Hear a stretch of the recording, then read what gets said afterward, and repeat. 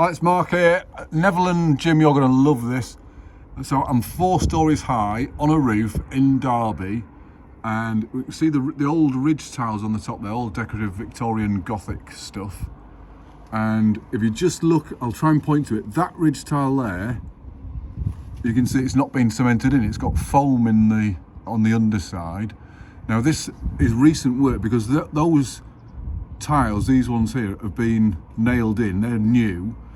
And then look at that, there's no ridge tile up there. I thought, what on earth why is there no ridge tile?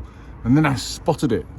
So if I come around this side of the roof, we've got, so just that bit there, for those that don't know, that bit there, oh, can't get my finger up there now.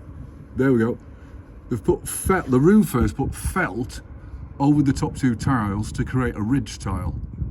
And it's what's happened is it's blown off in the wind because they're not very robust, isn't felt. It's blown off in the wind, and now the roof's leaking and it's coming through 2 floors. So that's the original ridge tile. I mean, some of the ridge tiles are damaged on the top, but the structurally, the sound, it's just the decoration that's damaged. So the roofer should have put the cemented them back on top of the ridge, like they have done over there. Look, they've done it over there, right on the back ridge. But I suspect if I go over there, in fact I can see it, if you see in that corner there, let's point to it, that corner there, the ridge tiles, you can see the foam coming out of it. So they've actually foamed the ridge tiles on.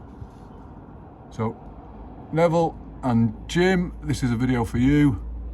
And for anyone else who's got a roofer up there, if you can get on a roof and have a look, or you can get a drone picture, check your trades out every single time. Mark out.